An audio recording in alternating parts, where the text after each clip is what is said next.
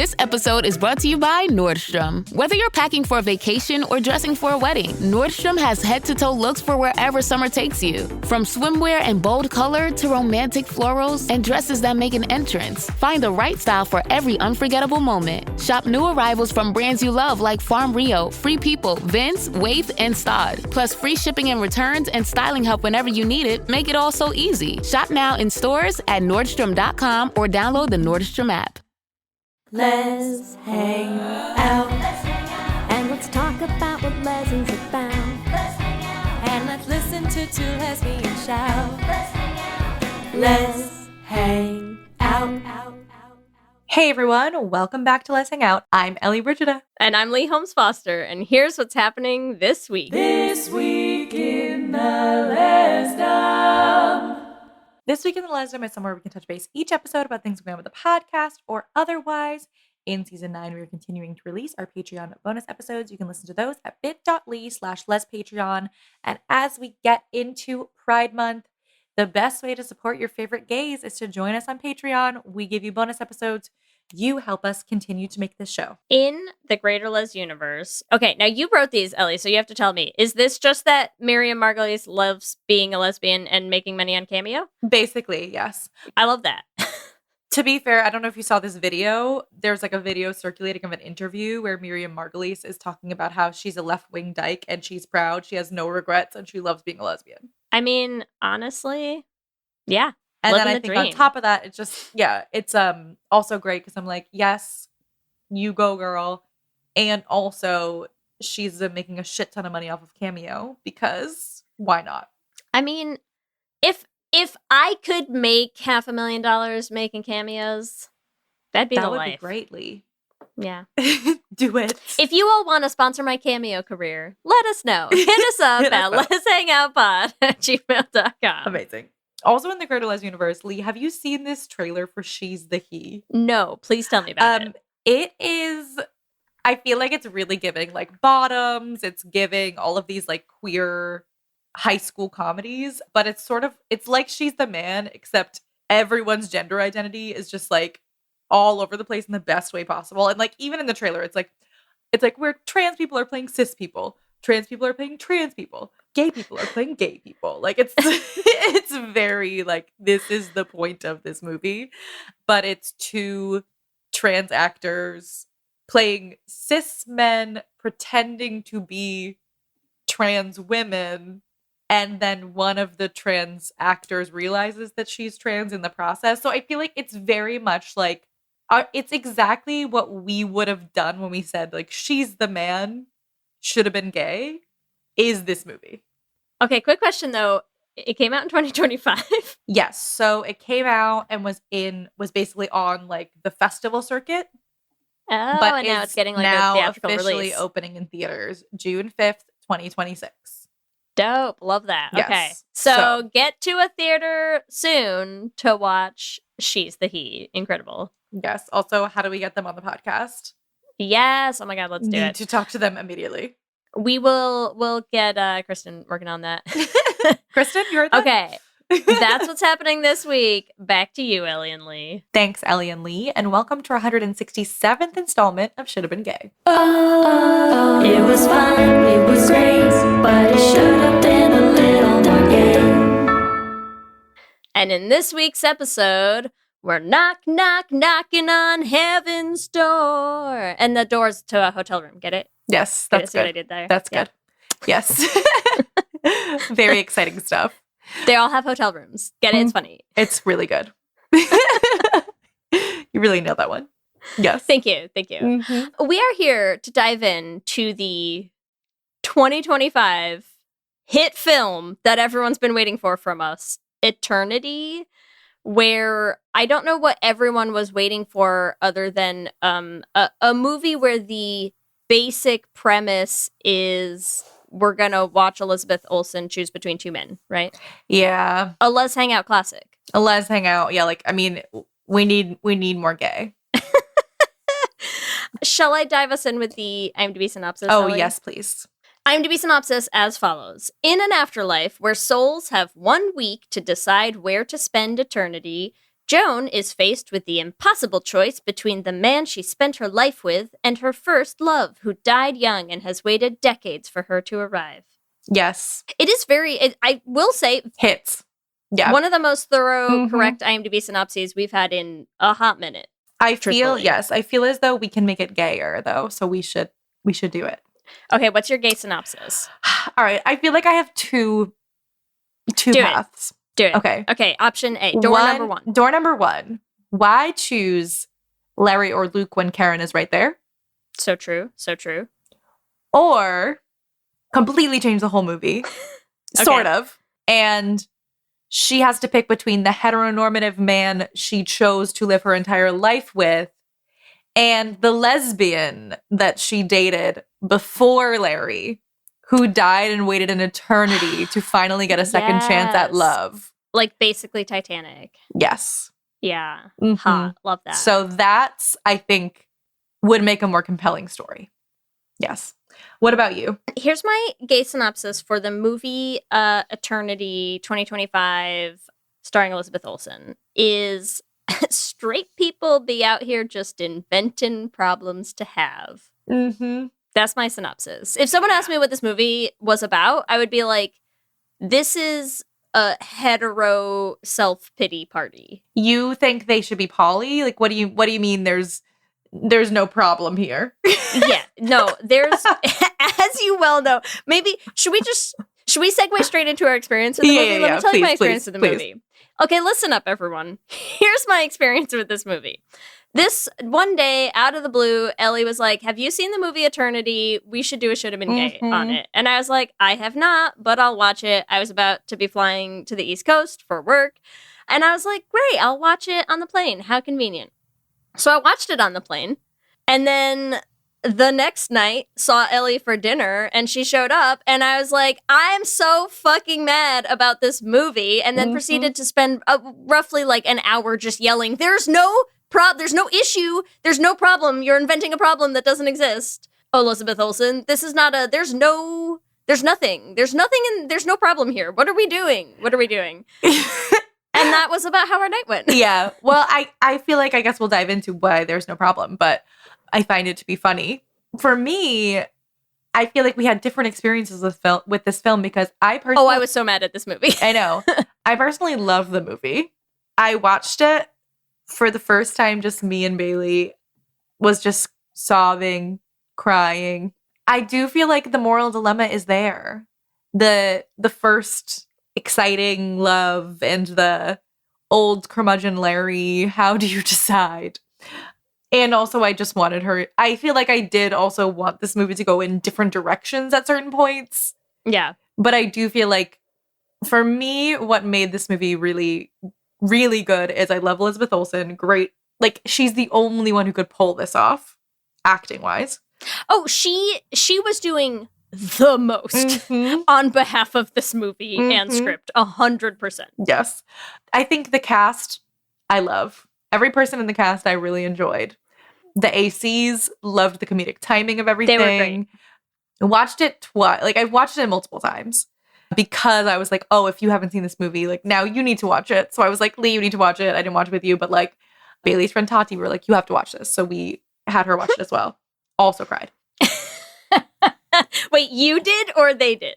I did. I was like, you have to cried watch this. twice at this movie? Yes. Oh my God. Maybe I should make Kelsey watch it with me, see if she cries. Yeah. I did find it to be really emotionally moving. I did. I did too. The emotion was anchored. I was filled with emotion. I'm just so interested. Overflowing. What do you with mean emotion. there was no problem? You're saying... Okay, here's the thing. Let me give, for our listeners who maybe haven't watched Eternity, yeah. it's Go. it's available on Apple TV now. Here's the thing. Here's the basic plot point, right? The movie starts where you have like this old, like obviously married forever, like old bickering couple, right? And they're going to their kids for like a gender reveal party. Yeah, gender reveal party for like their grandchild or something, okay? And at the party, the husband, who this is Larry, not Luke, what's his name? Larry. Yeah, okay, Jesus. The names already I mean, to be fair, just remember, Larry is like Larry speaks for itself. Larry is the like old reliable Larry. Yeah. So Larry, old reliable, chokes to death on a pretzel because he's constantly eating fucking pretzels like it's his last meal, which in this case it was. Chokes on a pretzel, dies. Okay?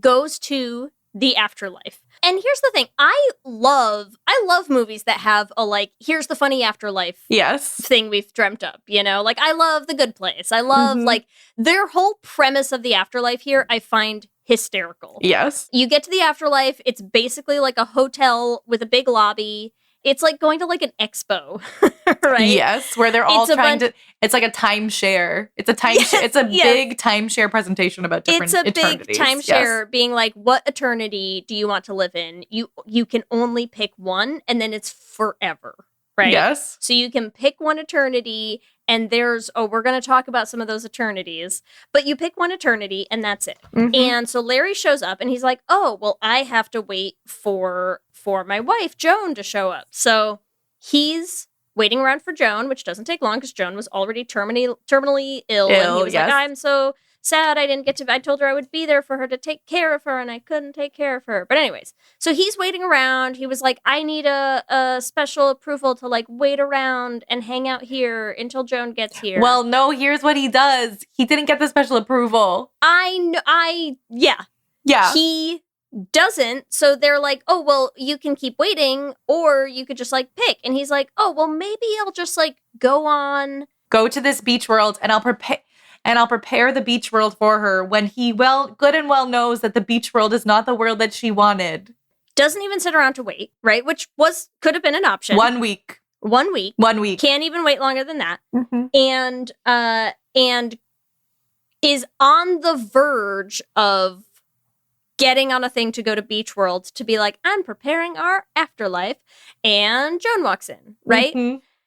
And then Joan proceeds to realize that she's like, oh, this is the afterlife, and immediately turns around and it's like, Larry's there, and then also Luke, her first husband, who went off to the war and tragically died young, and then she met Larry and married Larry and spent her whole life with Larry and had kids and a family and grandkids and a whole life and all this stuff. And so now she has Luke and she has Larry, and both of them are like, come spend eternity with me in a place you hate.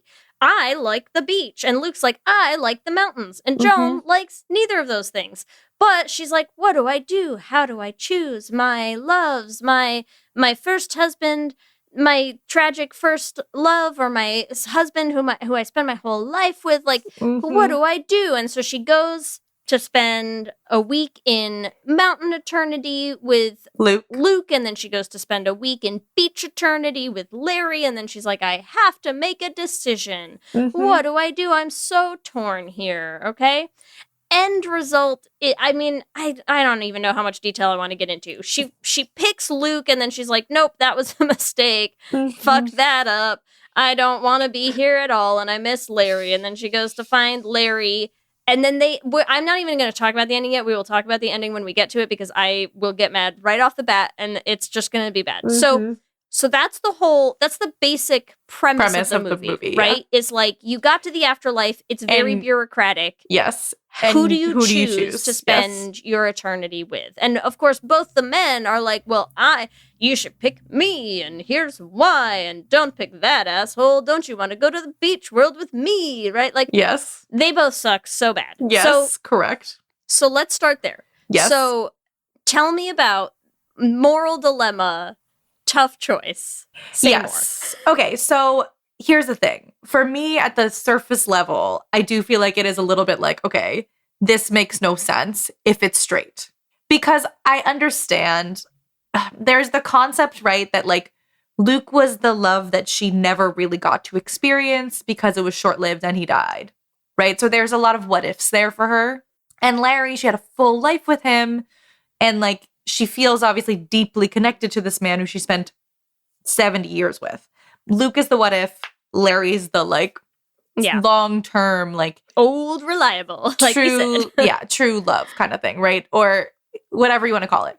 What I think this would be better if it was gay is because if you make Luke a lesbian, the question becomes so much more interesting. Yeah.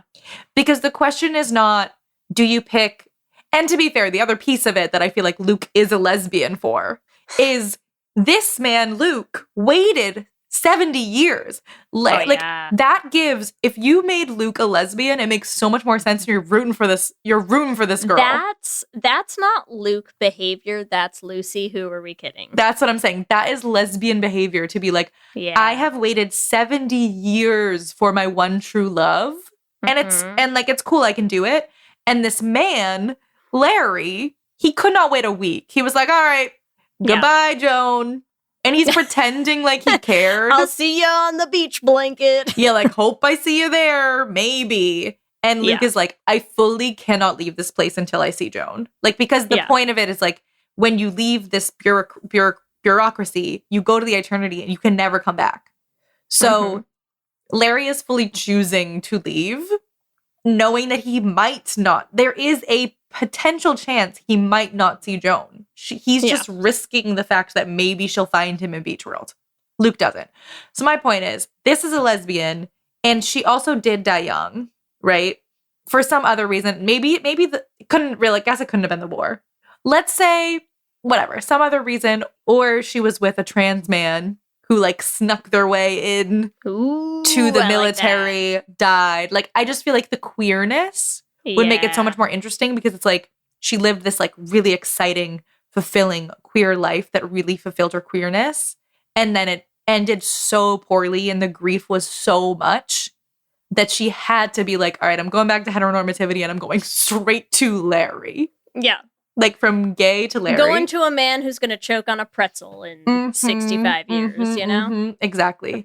And so the classic move. To the me, classic closet move. Exactly. You beard up with a pretzel, man. Well, and then her best freaking friend is a lesbian too. Yeah, truthfully. But my point being, I just find it to be a much more compelling story that way.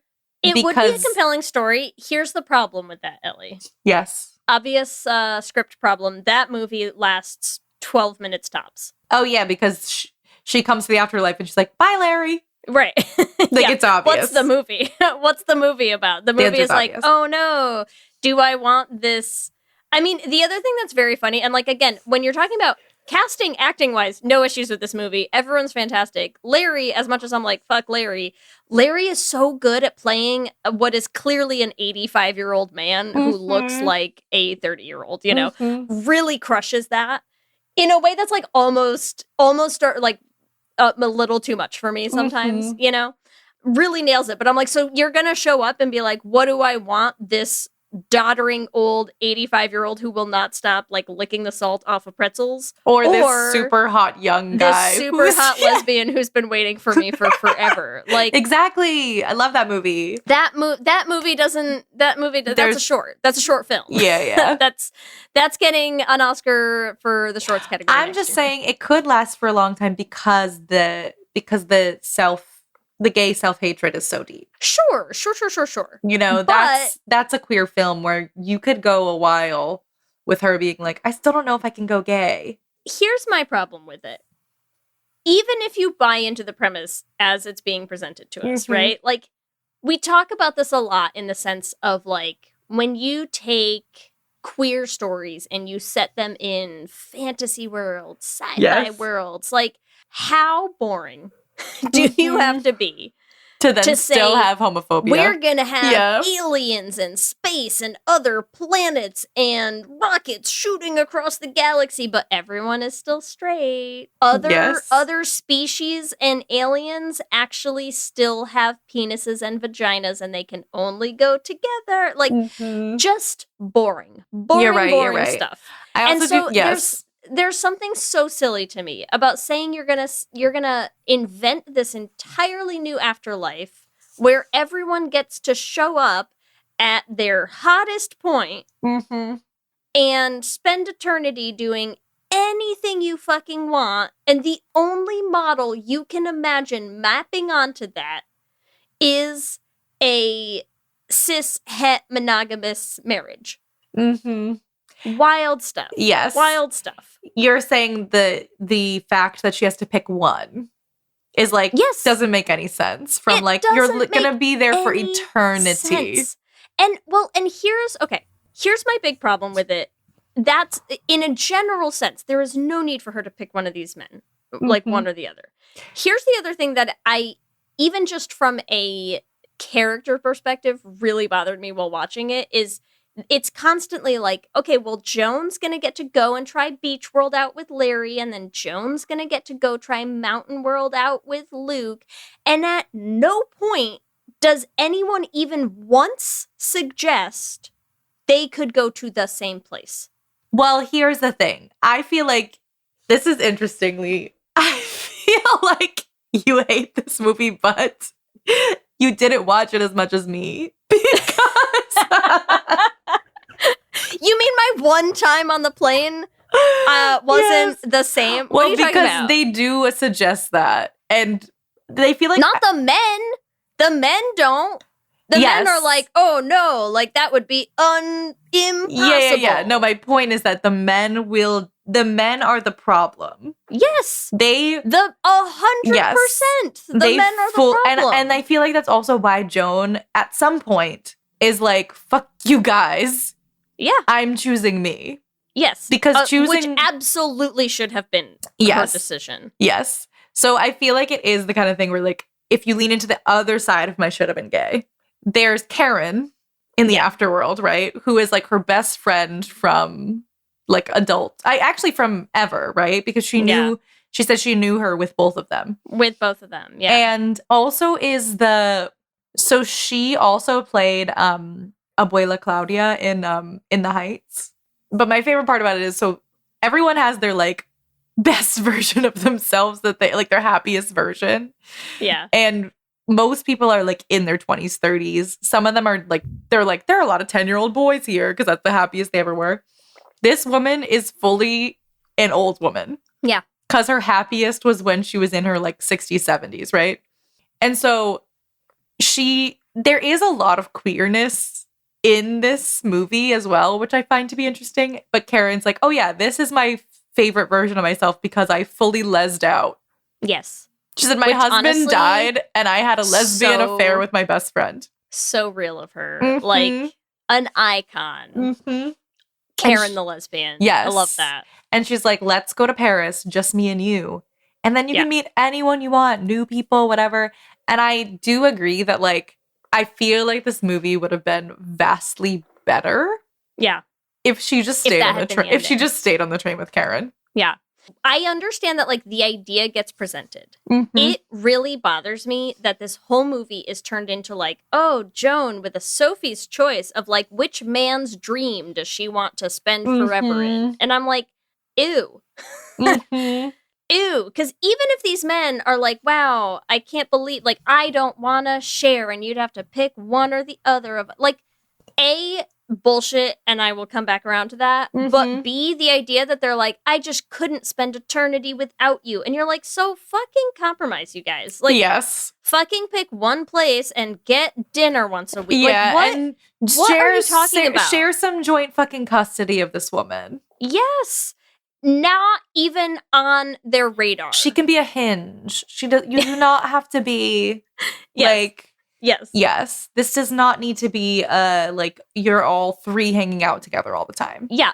Also, because listen, I'm sorry, but like you spent one lifetime with Larry and you were at each other's throats by the end. Mhm. Like, you're gonna need a break, man. Yes. Like, we're talking fucking eternity. Eternity. This is not like Eternity. the next 100 years, the next 500 years, the next 5,000 years. Mhm. This is eternity. Mhm. Take 100 years on, 100 years off, man. Trade off. Take so some time. right. Go off to a different mountain and hang out there Mhm. for a little bit in solitude. Chill with a bear, you know? Mhm. Whatever. But like the fact that these men are just like, no, she has to pick me or you, and then the other one never gets to see her again. And I'm like, play the odds. Play Mhm. the odds, my guys. What are we doing here? Yeah, because you're right. Because also it's like at some point both of these men lose her. Yes, So like you're idiots. you're idiots. And if you want to talk about like, there's also some pretty like significant gay subtext between these two men. Oh, 1,000%. Yeah, we're gonna get to that whole thing. But like the fact that Luke is like, I will sit around and bartend for 70 years but I won't shittiest share. hotel lobby, but I would never go sit on a beach to be with you. Mm-hmm. Makes no sense. Make it make sense. No make sense. it make sense to me. Yes, well, that's why I feel like it would be. It's also far better as a should have been gay, because it is very like all of the heteronormative, like there's very heteronormative ideals of relationships that are placed into all of the eternity, right? Yes. So if you take those out, to be fair, if you take any of these things out, there is no conflict. It's the same way that like if you made Luke a lesbian, it's like easy. There's no movie. I know, but that's what I feel like my problem is like the conflict is the the constraints of heteronormativity. The conflict has to be there for the movie to exist. And also, I'm like, I feel like whoever thought up this idea should have just been like, oh, I've had this idea. That could be a fun movie. No, that's dumb. There shouldn't be any conflict. I should not make this movie.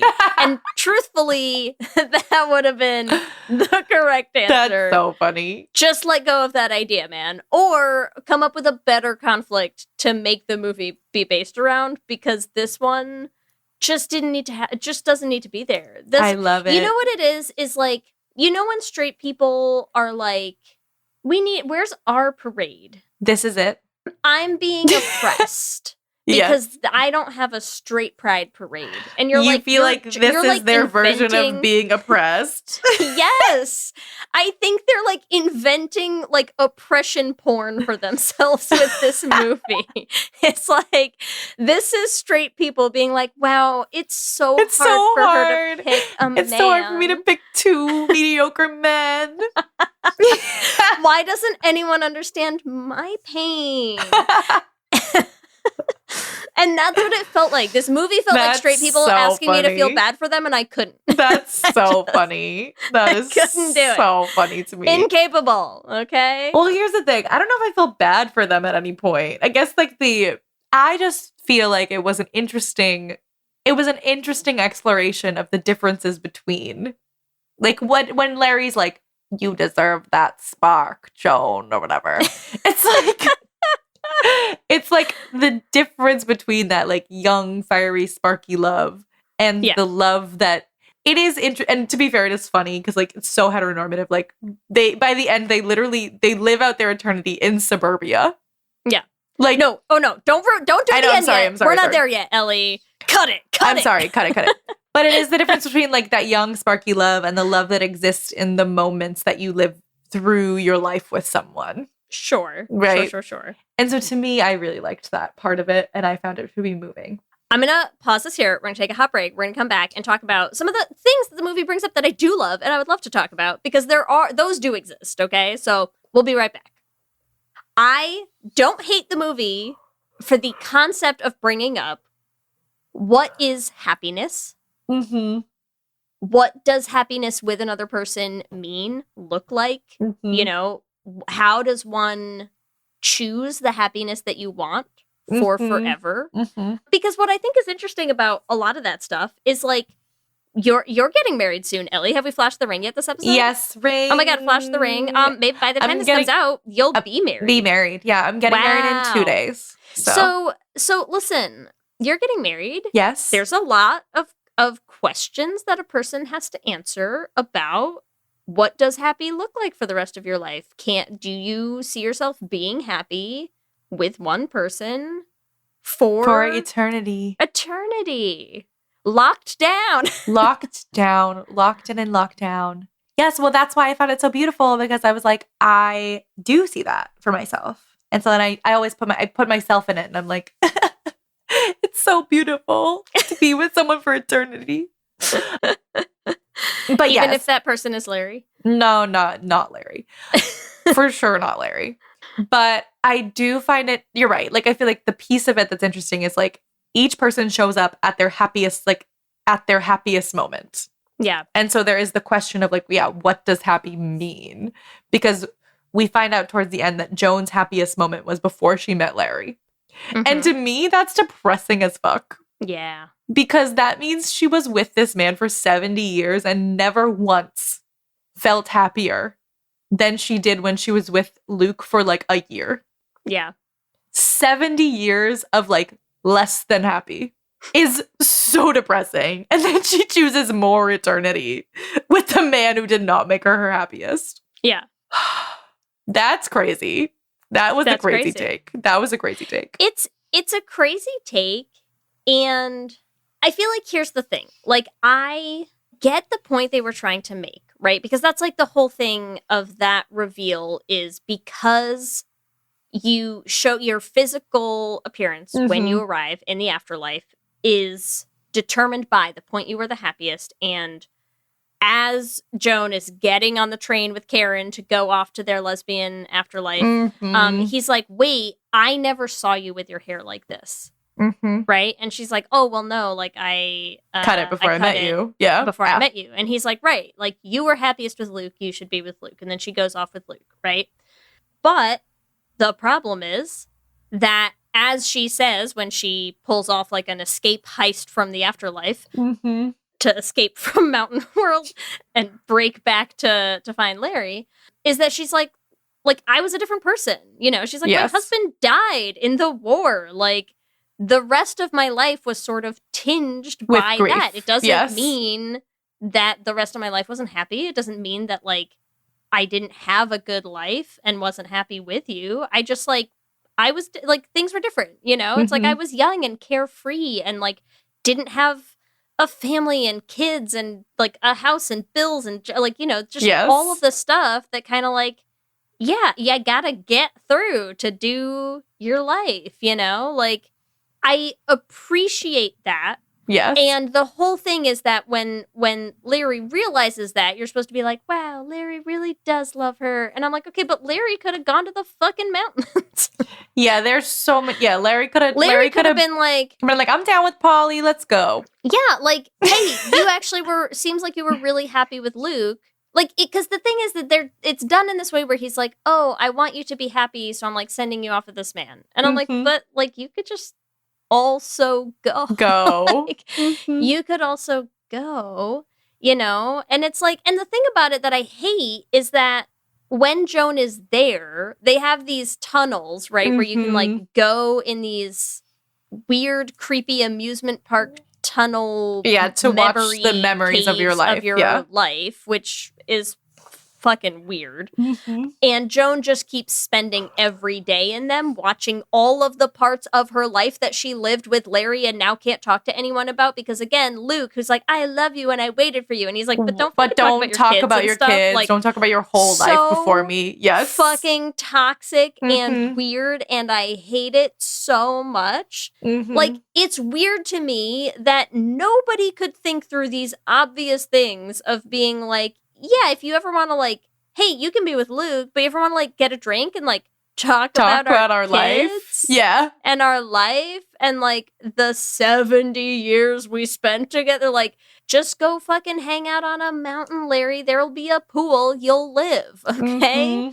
It's fine. Sometimes it's summer in the mountains. Work it out. Yep. No. Doesn't occur to these men. I do feel like the black and white of it all is quite hetero. Yes. Yeah. It's not just hetero, it's like, it feels hetero in, like, a hate crimey sense. Yes, oppressively so. Like, oppressively so. I'm like, this is like, this movie is hetero in the way that's, like, gonna go to a school board meeting and complain that they read Tango Makes Three. You know? Like, this movie is going to ban books. Yes. Like, it's giving, like, evangelical vibe. It's weird. I find that to be so interesting. Okay, I would like to dive into... This is Westboro hetero.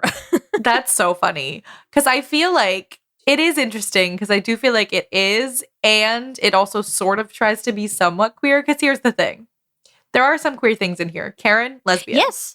Luke, there for 70 years, they had to talk about how basically, like, oh, but he's been here for 70 years and he wasn't celibate. And Luke's like, yeah, I wasn't celibate. Like, yeah, I was waiting, but like I was Right. So still, 70 years. Yeah, like 70 years I was technically, I guess, sort of single, dead and single. Yeah, also dead. Like, most notably, you're dead. Yeah, so like You're dead and the rules don't these apply rules don't anymore. apply. And he basically says like he slept with a bunch of women and some men. Yeah. Like he's like, it was Which- 70.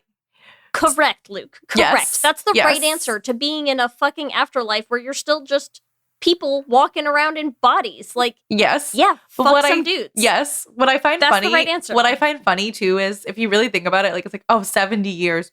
But like other people have lived 70 years and not fucked men.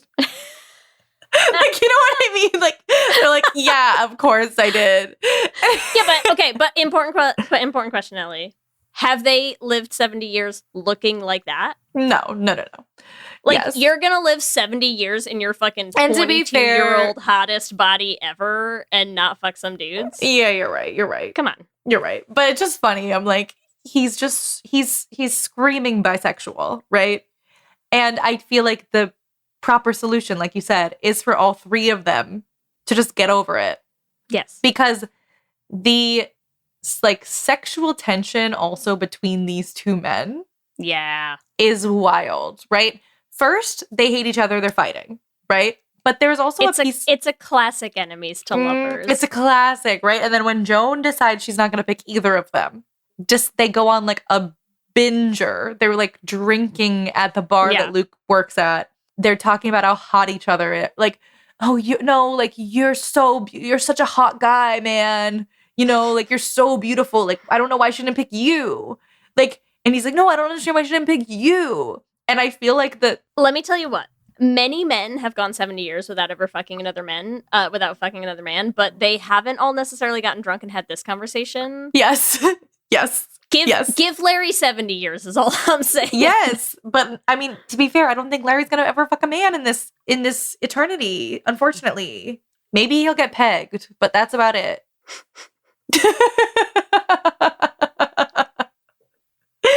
But I feel like that we missed like a big opportunity. Like Larry is so obsessed with Luke. He breaks into his room to try to get like data or like try to get something on this man. He's like going through all of his shit.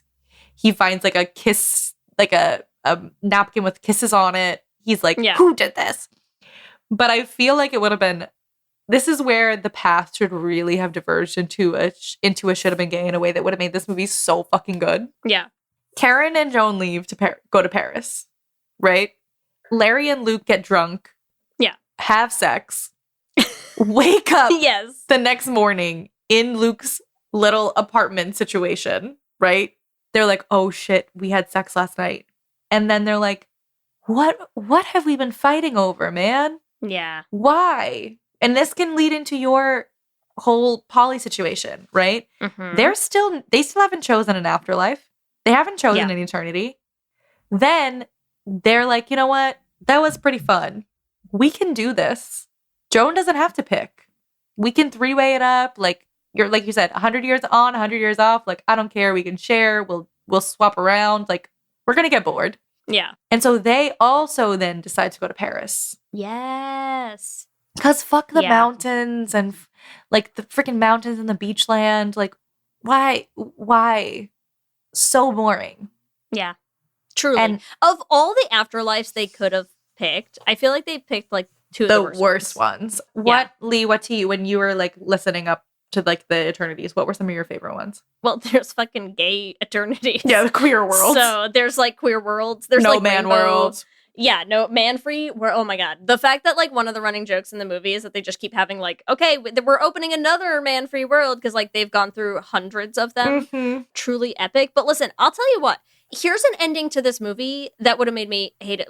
I'm ready to talk about the ending. Okay, great. Okay. As though I wasn't mad enough at this movie, nothing could have made me angrier than the fact that Joan, she's stuck in Mountain World. Mm-hmm. She's spending every day in a fucking cave watching her life with Larry play out with weird black wax figurines. I don't know what. She's like, I'm gonna make a break for it. Okay? I gotta escape. I gotta get back to Larry. And she gets back and she finds Larry. And they decide to head off to their chosen afterlife together. And it's a fucking suburban cul-de-sac. And I almost walked out of the theater, and my theater was an airplane. Okay? I'm gonna yeet myself 30,000 feet in the air. Envisioning you like fucking parachuting out of the airplane as they go through suburbia. Pop the hatch and let me out. I'm done. Were here. you sitting in an exit row? She spent her whole life being like, and then we lived in suburbia, and then that's their fucking chosen like, kill me. Kill me. Okay? Worst fucking thing. Truly, like, here's the thing I can promise you about this movie. My kids are never allowed to watch this movie. This feels like indoctrination, okay? This is like, pick the forgettable man and live in a fucking, like, 3-bedroom in a cul-de-sac for the rest of eternity. No. Fuck that noise, okay? Here's an ending I could have gotten behind. Joan decides to bust the fuck out of Mountain World, and she goes to Luke, and she's like, Luke, I miss Larry. I had a whole life with Larry. I get that, like, that's not a life that we shared, and you don't want to just listen to me, like, talk about it and reminisce. Totally cool. Let's blow this joint, right? And then they run together to go find Larry, and then Luke and Joan are like, hey, Larry, let's work out some little triad situation with 3 of us. Who fucking cares? Let's go do something cool. And then Larry and Luke suck face, and then, like, the credits roll. Okay, good. Yeah. Good ending to this movie. Totally behind that.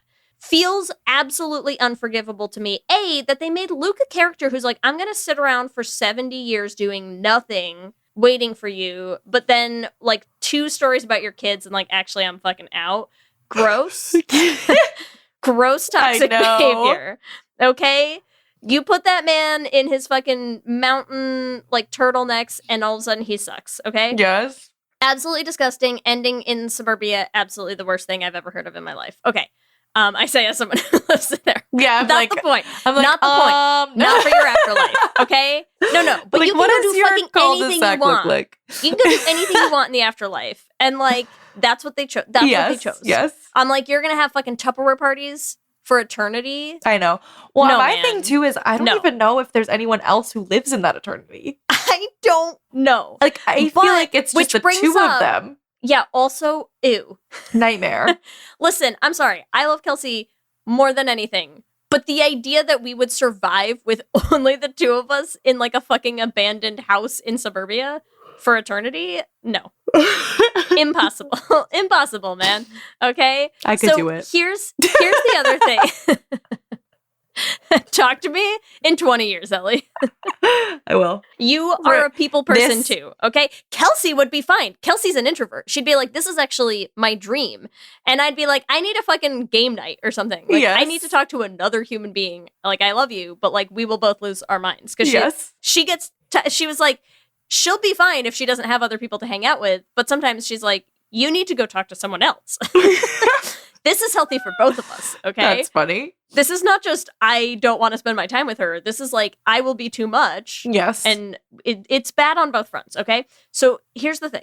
In addition to that, here's the other thing that I think is very funny about this whole concept of the afterlife. They're all, like, closed systems, right? Like, every afterlife has a cap, has, like, a max person count, and then you're just in there with those same fucking people. Yes. And I'm like, this is a broken, flawed system. Because I'll tell you what, man, it's fucking eternity. Let me tell you what every afterlife in this movie is.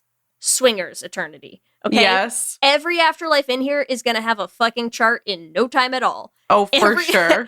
Every afterlife in here is getting around at some point, man. Like, there's just no way. There's no way, okay? Nobody's doing that. There's no way. And so the idea that you're going to take all the, like, you gotta round robin. You gotta round robin. You gotta circulate this shit. Yeah. We gotta move some bodies around. Okay. So I'm sorry, but you're trying to tell me that they could have had an ending where, like, Luke could have just come on. The fact that Luke just stays in Mountain World. I know. By himself. Well, to be fair, here's the deal with when you leave, and I don't know why. Like, there's a lot of loose ends here.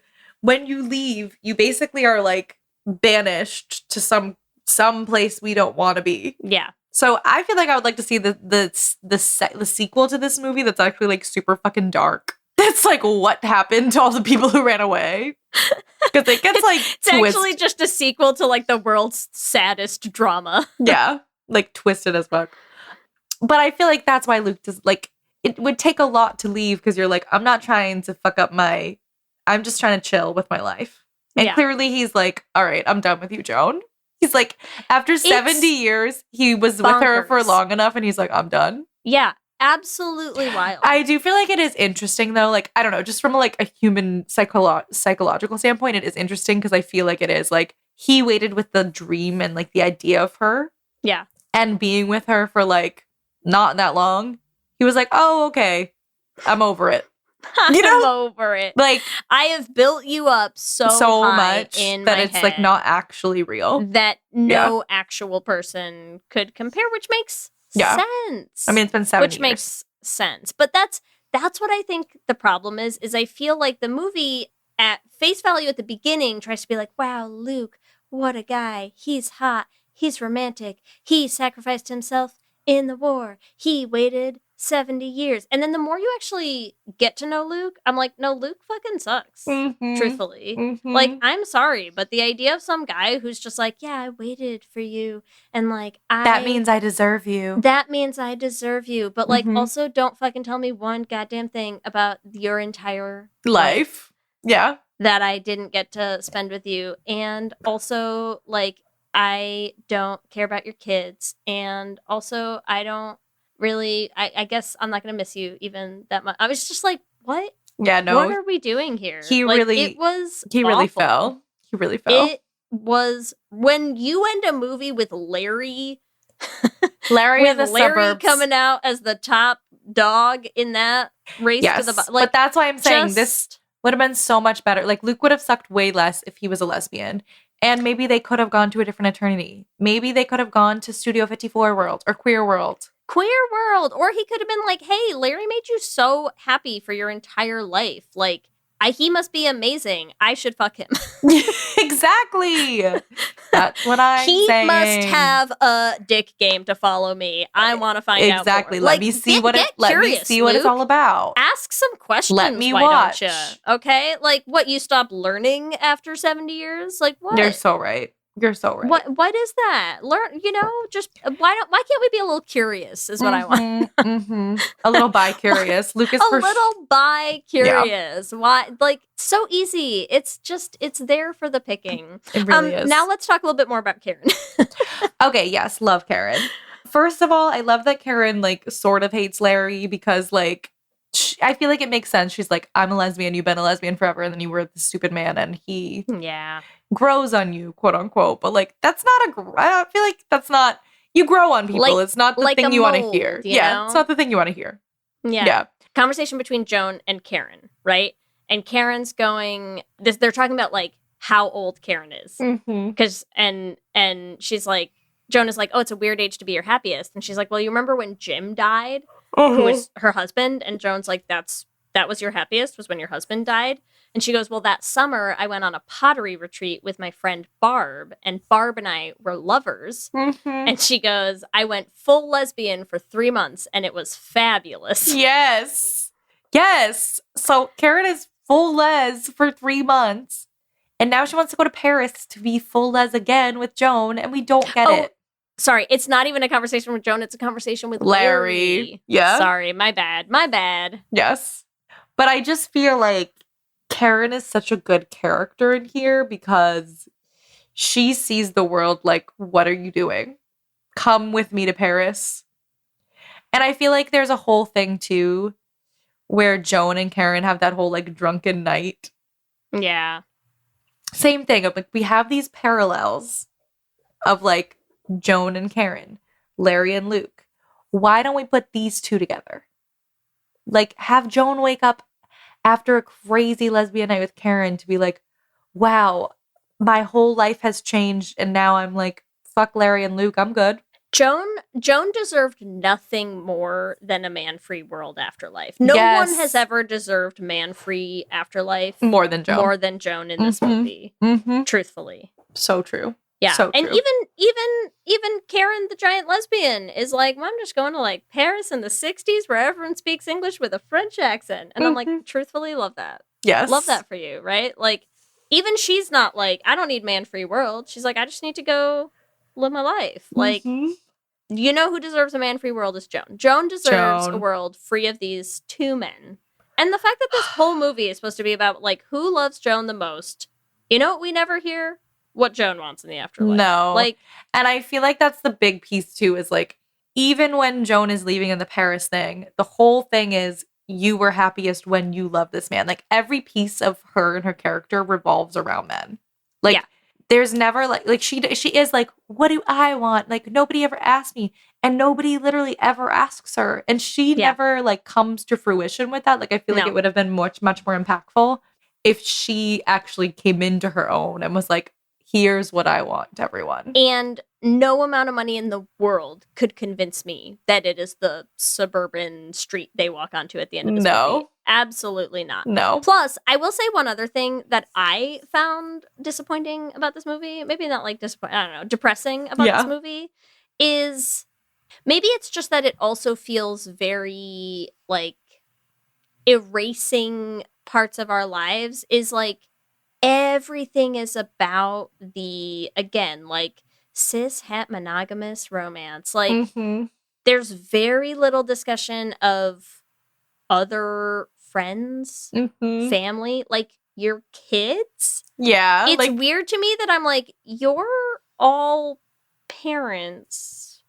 And, like, you're gonna tell me that Joan is going in the fucking creepy love tunnel of her life every day and never sees to her go kids. Watch her kids grow up again, but like everyone's just cool with an afterlife where it has never once occurred to you that like you will never see them. Sounds weird. Yes, because I'm like, I would 100% be working in that bar for however many years it took to be like, okay, and then like, where are we all going, guys? Like, yes, where are we off to? You know, like, just wild to me that again, like, it feels like the only thing that matters is they're like, but who's gonna get to put his dick in you for eternity? And I'm like, I just feel there's like no other. A man wrote this movie. I mean, two men wrote this movie for sure. I already looked it up. I can tell. I don't even need to look. I don't even need to look it up. There's no question. There's no chance in hell a woman wrote this movie. That's so funny. I feel like too, it is like Karen probably is like when she's about to leave with Karen, and they're like, no, but wait, like her probably real first choice would have been Karen, even if they weren't lesbian lovers. Yeah. Yeah, like, who wouldn't want to just like hang out with their best friend? Yeah. Oh my God. You know how we always talk about how like people, anyone who says that, like, we're like, you're fucking gay. We played a lesbian wedding last weekend, and the mother of one of the brides, like, they kept making gay jokes during like their speeches. I was like, they were funny, but I was like, huh. But the mother, it's like bordering on too much. But the mother of the bride was like, you know, who wouldn't want to have a sleepover with their best friend every night? Am I right, girls? And we were like, huh. Oh, honey. Yeah, we're like, is there something you need to talk to? How drunk did she get that night? Yeah. It's like, she's like, who wouldn't want that? I just have to talk to some wine about my feelings right now. That's but I thought that was so funny. I was like, oh yeah, cute. And also, you might want to examine that for yourself, honey. I mean, of course everyone would want to spend their lives with their best friends if they had the choice. Like, who wouldn't want that, you know? Exactly. But we're not all so lucky, I guess. Yes, literally standing next to her husband while she's making this toast. Oh my God. So good. So good. Yes.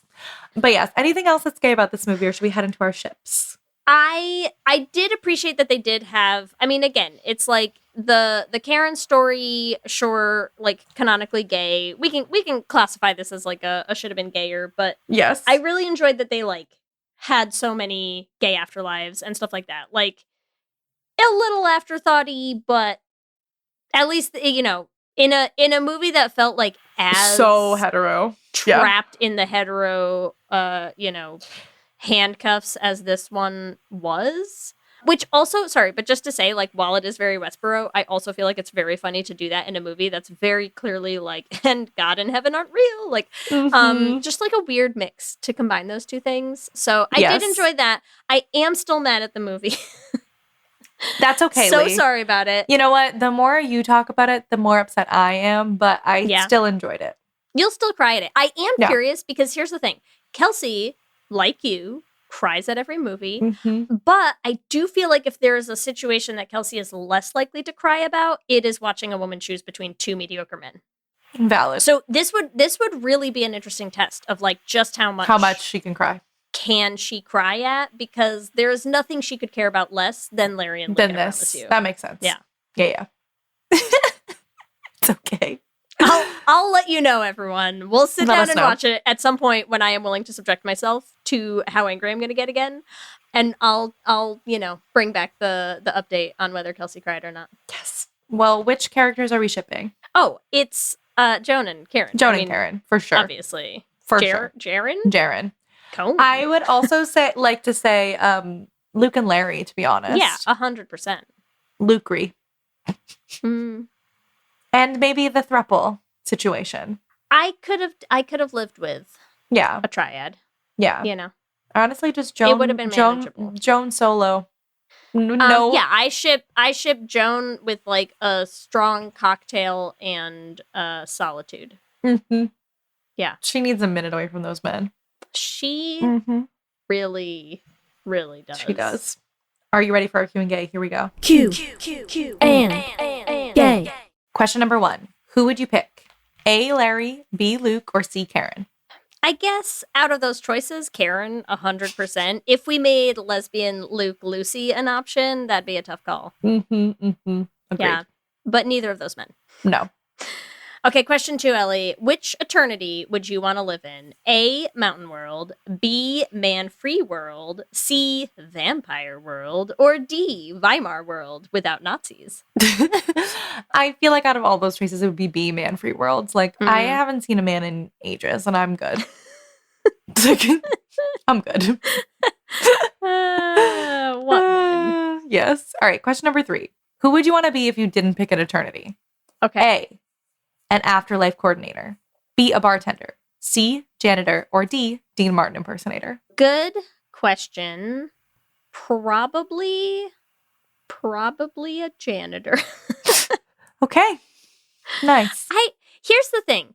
And I'm like, after I just finished saying I'm like a social person, I need interaction. But like, I feel like the idea of being an afterlife coordinator, it's a lot. Forever. It's a lot. Like, I don't need to be working like that forever, man. I can have friends. Mm-hmm. I can have friends, and then I can just go and like sweep some things. Yes. And like get some downtime when I need to. Like, I don't know, I just feel like you'd have to be on all the time. Because it's like, there's new people every day. All the time they're coming in. That's eternity. That's never going to end. Mm-hmm. That's like me. That's like doing my job every single day for the rest of all time. No, thank you. Yeah. I do feel like there's like it's like your life maybe is a little more interesting because eternity is always the same. Like for the other eternities, I feel like I might get bored.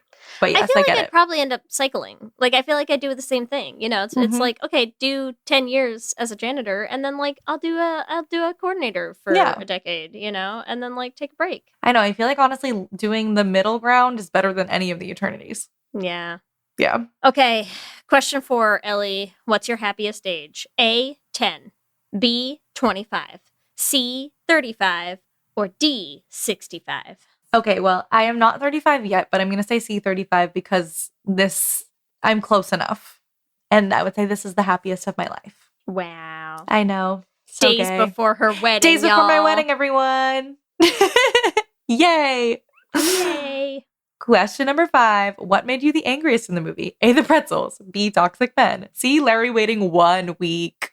Or D, the suburbs ending. It is all of the above, but it is especially D.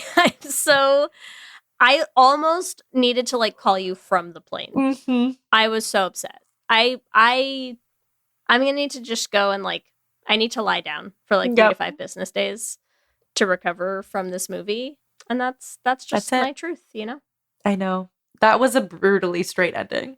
Oh, Yes. I thinking about it, I'm getting mad again. Well, we can agree that Eternity would have been better if it was gay. Should have been gay. Should have been gay, man. Remember, you can give us your own answers to this episode. You can get questions on our Instagram at Lez Hang Out Pod. We love hearing from all of you. We love continuing to build this community. So we just want to shout out some of our favorite things every episode. And this week, we want to shout out our listener, Bonnie, who reached out on Instagram about our last episode about the book to say this looks just up my alley. Such a good find for an episode. And we agree, if you haven't checked out our Censorship It episode yet, make sure you give it a listen. Yes. And I also just wanted to give a personal thank you to everyone who sent me love about Rambo. Very sad that I had to say goodbye to Rambo, but felt so much love from all of you in the comment section and all the personal messages. So really appreciate the support and giving me the time and space to take a week off from the podcast to regroup and live in my grief for a little bit. He will be very much missed, but I appreciate all of the support. That old wheezy boy. I know. We're gonna take this time for me to thank our Lesbian Jesus patrons, as always. Mark Foster, Lizette Stye, Adi Benitez, Sophia Phillips, and Armani Gucci. and our King Princess patrons, Amy and Ellen.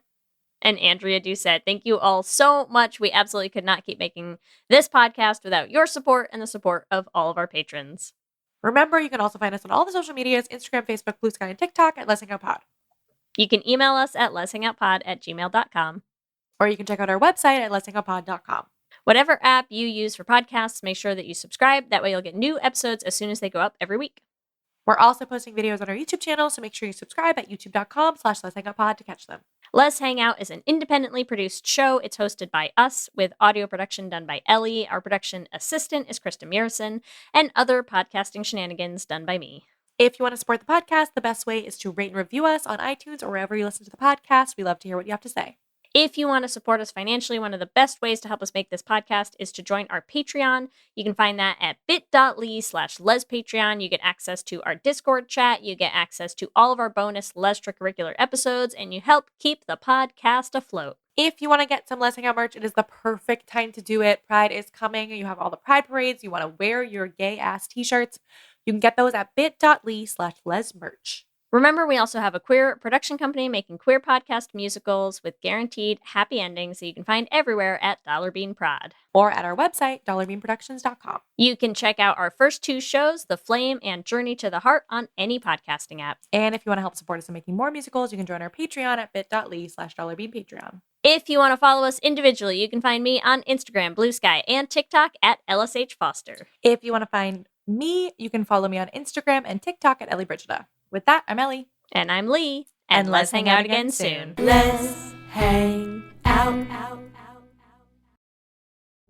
Capture your favorite summer feeling with Pandora Jewelry. Discover a collection inspired by the sunshine, freedom, and moments that make the season unforgettable. From sun-kissed metals to personalized pieces, ready to be engraved with your summer mantra. Each design moves with you, from beach days to golden nights and every memory in between. Shop Pandora Jewelry's new summer collection, in-store or online at pandora.net, and let your summer unfold.